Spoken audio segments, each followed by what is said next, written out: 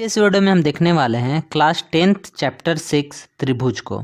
ठीक है, तो इसमें हम डिस्कस करेंगे प्रश्नावली 6.1। इसमें बहुत ही हम बारीकी से बहुत सिंपल वे में हम डिस्कस करेंगे। अगर आपको ये वीडियो पसंद आए तो लाइक शेयर और सब्सक्राइब आप ज़रूर कीजिएगा।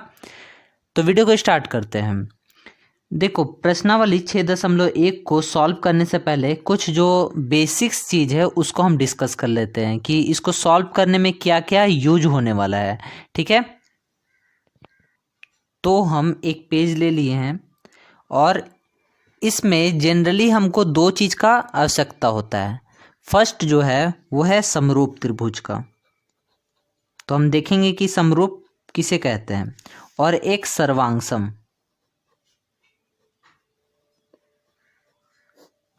ठीक है, देखो समरूप का मतलब होता है ना कि दो चीज एक जैसा दिखे, बस इतना ही काफी है।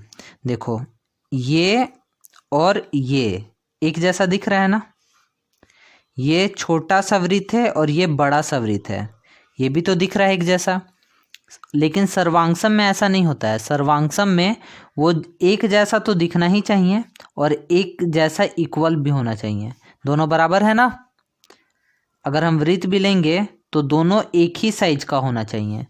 आ रहा समझ में? सर्वांगसम में क्या होता है, दोनों एक जैसा दिखेगा भी और बराबर भी होना चाहिए साइज में, और इसमें छोटा बड़ा चलेगा लेकिन दिखना एक जैसा चाहिए। ठीक है, अगर हम लिए ये त्रिभुज लिए ABC और ये त्रिभुज लिए ABC, तो एक जैसा ये दिख रहा है, दोनों नहीं दिख रहा है। यहाँ 90 डिग्री है, इसमें 90 डिग्री कहीं नहीं होगा। और इसमें अगर हम लिए ऐसा, ये छोटा ये बड़ा, तो सर्वांगसम में ये नहीं चलेगा और इसमें ये नहीं चलेगा। आ रहा समझ में? एक जैसा दिखना चाहिए, समरूप उसको बोलेंगे। और सर्वांगसम में एक जैसा दिखना भी चाहिए और बराबर भी होना चाहिए। देखो यहाँ पे समरूप का जो साइन होता है ना, ऐसे हम इसको दर्शाते हैं, और इसमें तो समरूप का होगा ही और बराबर भी होता है ना, तो इसलिए सर्वांगसम का ये साइन होता है। समझ में आ गया? अब हम देखते हैं प्रश्नावली 6.1। तो प्रश्न संख्या 1 है, कोष्ठकों में दिए शब्दों में से सही शब्दों का प्रयोग करते हुए रिक्त स्थान को भरिए। मतलब यहाँ पर जो दो दिया है ना, इसमें से चुन के यहाँ पर रखना है। देखो यहाँ पर बोल रहा है सभी वृत्त होते हैं, सर्वांगसम होता है या समरूप होता है। तो यहाँ पर बोल रहा है सारा वृत्त, तो हम यहाँ पर एक छोटा बना दिए और एक बड़ा बना दिए। क्या ये दोनों सर्वांगसम है? सर्वांगसम हम किसको बोले थे? जो दोनों एक जैसा दिखेगा भी और बराबर भी होगा। अगर दोनों ऐसा रहता तब ये समरूप होता। तो यहाँ पर हम ये दोनों लिए हैं, तो ये क्या है? समरूप है, लेकिन सर्वांगसम नहीं है। तो यहाँ पर हम क्या लिख देंगे? समरूप। ठीक है, यहाँ पर है सभी वर्ग होते हैं समरूप सर्वांगसम। देखो यहाँ पे वर्ग चारों तरफ से बराबर होता है, और यहाँ पर ये हम ले लिए, तो ये भी तो छोटा बड़ा हो गया। ये क्या सर्वांगसम है? तो नहीं, ये समरूप है लेकिन सर्वांगसम नहीं है, तो ये यहाँ पर हो जाएगा समरूप। ठीक है, तीसरा नंबर में है सभी त्रिभुज समरूप होते हैं। सारा त्रिभुज समरूप होता है। कौन सा? समद्विबाहु और समबाहु। देखो समद्विबाहु और समबाहु के बारे में हम बताते हैं। समद्विबाहु का मतलब होता है, यहाँ पर समद्विबाहु और यहाँ पर लिख देते हैं समबाहु। देखो समद्विबाहु उसको बोलते हैं जिसका दो ठो बराबर होता है, दो ठो साइड। ठीक है, दो ठो भुजा बराबर होगा तो ये हो जाएगा समद्विबाहु। देखो ये जो समकोण त्रिभुज होता है ना, ये भी कभी कभी क्या होता है? समद्विबाहु होता है। इसमें भी दो भुजा बराबर हो जाएगा, तो ये क्या हो जाएगा? समद्विबाहु। और समबाहु का मतलब क्या होता है? उसमें तीनों साइड कंपलसरी है कि बराबर ही होना चाहिए। आ रहा है समझ में? तो समबाहु त्रिभुज में हमेशा ऐसा ही फिगर बनेगा, ऐसा ही बनेगा। लेकिन समद्विबाहु में कैसा? एक ऐसा बना और एक ऐसा बन गया। ठीक है, तो ये एक ऐसा बना और एक ऐसा बना, तो ये दोनों सेम दिख रहा है? नहीं दिख रहा है सेम, तो ये समरूप नहीं होगा। और ये समबाहु त्रिभुज, सारा समबाहु त्रिभुज ऐसा ही लिखना बनाना पड़ता है हम लोग को, तो ये क्या हो जाएगा? समरूप हो जाएगा। समझ में आया? तो यहाँ पर हम क्या लिख देंगे? समबाहु।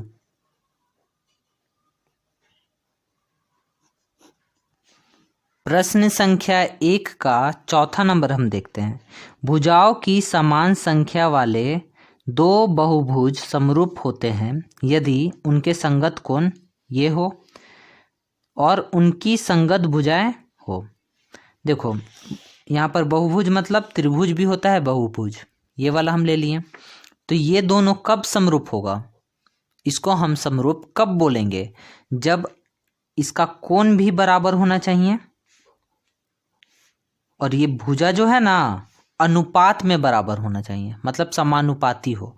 जैसे देखो ये 30 डिग्री अगर ले लिए, यहाँ पर 30 ले लिए, यहाँ पर 40 लिए, यहाँ पर 40 लिए, तो 30 और 40 कितना हो गया 70, तो ये कितना हो जाएगा 110। देखो ये पूरा मेजरमेंट एग्जैक्ट नहीं होगा, बस हम एग्जाम्पल के लिए बता रहे हैं, ठीक है, क्योंकि ये तीनों मिला के 180 होता है ना। यहाँ पर देखो एंगल ए किसके बराबर हुआ, एंगल पी। कोण बी किसके बराबर हो जाएगा, कोण क्यू। कोण सी किसके बराबर हो जाएगा, कोण आर के बराबर। तो यहाँ पर संगत कोण बराबर हो रहा है, ठीक है, संगत कोण बराबर हो रहा है। ये 30 है, ये 40 है और ये 110 है। पहला तो समझ में आ गया, संगत कोण क्या होना चाहिए, बराबर होना चाहिए। अगर ये 2 दिया हुआ है, ये 4 दिया हुआ है, ये 6 दिया हुआ है, ये 12 दिया हुआ है, ये 5 दिया हुआ है या 10 दिया हुआ है, तो यहाँ पर क्या होगा, ए बी बट्टा पी क्यू लिखेंगे पहले। ए बी बट्टा पी क्यू बराबर बी सी बट्टा इधर वाला हो जाएगा क्यू आर, और यहाँ पर ए सी बट्टा पी आर, ठीक है। तो यहाँ पर देखो ए बी कितना है 2, पी क्यू कितना है 4, बी सी कितना है 5, ये है 10, ए सी कितना है 6 और वो है 12। ये कटकर 1/2 हुआ, ये कटकर 1/2 हुआ, ये भी कटकर 1/2 हुआ। तो यहाँ सब बराबर आया, 1/2 बराबर 1/2 बराबर 1/2। समझ में आ रहा है ना। तो कोई भी दो बहुभुज को तब हम समरूप बोलेंगे जब उसका संगत कोण क्या होना चाहिए, बराबर होना चाहिए, और संगत भुजा क्या होना चाहिए, अनुपात में बराबर होना चाहिए, मतलब समानुपाती होना चाहिए। समझ में आ गया। तो यहाँ पर 2 ठो जो दिया है, तो पहले ये क्या संगत कोण क्या होगा, बराबर होगा, और संगत भुजाएं क्या होगा, समानुपाती होगा। समझ में आ गया। अब हम देखते हैं प्रश्न संख्या 2। निम्नलिखित युग्मों के 2 भिन्न भिन्न उदाहरण दीजिए, अलग अलग देना है 2 ठो एग्जाम्पल।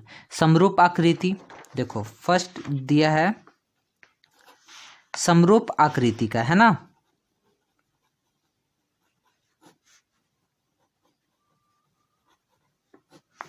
तो 2 ठो एग्जाम्पल देना है, तो एक यहां लिख दिए और एक यहां लिख दिए।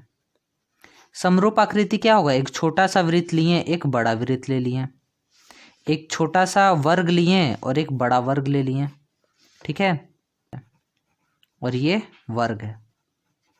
तो यहाँ पर समरूप का साइन दे देते हैं यहाँ पे। दूसरा क्या है, ऐसी आकृतियां जो समरूप नहीं है। देखो जो समरूप नहीं है इसका क्या हो सकता है, पहला यहाँ पर, दूसरा यहाँ पर। अगर एक वृत्त ले लिए और एक वर्ग ले लिए, वृत्त तथा वर्ग, यहाँ पर क्या हो जाएगा, वृत्त तथा वृत्त, ये वर्ग तथा वर्ग, दोनों क्या हो जाएगा, समरूप हो जाएगा।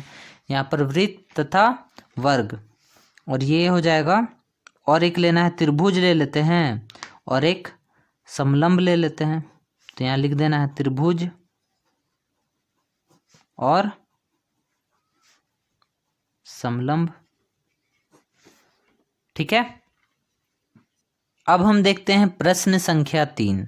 बताइए कि निम्नलिखित चतुर्भुज समरूप है या नहीं है। ये वाला चतुर्भुज और ये वाला चतुर्भुज, देखो यहाँ पर देखने में तो हमको बिल्कुल पता चल गया है कि ये समरूप नहीं है, ये ऐसा है और ये ऐसा है ना। दिख रहा है एक जैसा, नहीं दिख रहा है। तो हम क्या यहाँ पर बताए थे, सबसे पहले इसका कोण बराबर होना चाहिए, संगत कोण बराबर होना चाहिए, और संगत भुजा क्या होना चाहिए, समानुपाती होना चाहिए। आ रहा है समझ में, यहाँ पर दिया हुआ ना संगत भुजा समानुपाती होना चाहिए। तो यहाँ पर हम लिखेंगे कि इसका भुजा जो है यहाँ देखो 1.5 डेढ़ है ना, इसको हम कितना बोलते हैं डेढ़, एक और आधा डेढ़, डेढ़ का डबल कितना होता है 3, इसका ये भी 3 है, इसका ये भी 3 है, इसका ये भी 3 है। आ रहा समझ में? तो ये भुजा संगत भुजा तो यहाँ पर समानुपाती है, लेकिन कोण यहाँ पर बराबर है नहीं है। तो इसलिए हम यहाँ पर लिखेंगे कि इस आकृति में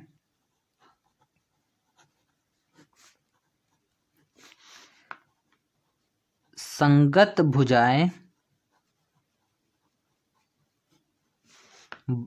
समानुपाती है,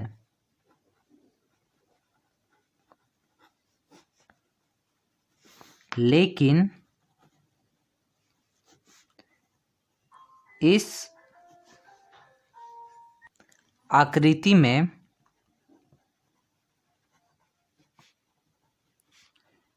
संगत कोण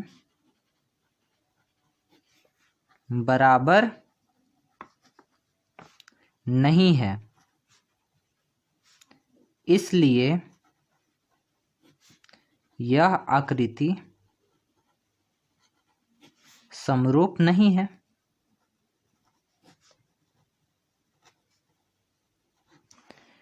तो समझ में आ गया? तो यहाँ पर ये जो प्रश्नावली 6.1 का प्रश्न संख्या 3 भी हम डिस्कस कर लिए, और प्रश्नावली 6.1 को हम बहुत ही आसान तरीका से हम बता दिए हैं। तो आप कमेंट सेक्शन में ज़रूर बताइएगा कि ये वीडियो आपको कैसा लगा, और चैनल पर अगर नए हैं तो ज़रूर से ज़रूर आप सब्सक्राइब कर लीजिएगा चैनल को। इससे क्या होता है, जैसे भी हम वीडियो डालेंगे तो आपको तुरंत वीडियो मिल जाएगा। ठीक है, और भी वीडियो बहुत सारा हम बना चुके हैं, और भी कोर्स का जल्दी ही कंप्लीट हो जाएगा, तो आप प्लेलिस्ट में जाकर आप देख सकते हैं। फिर मिलेंगे हम नेक्स्ट वीडियो में।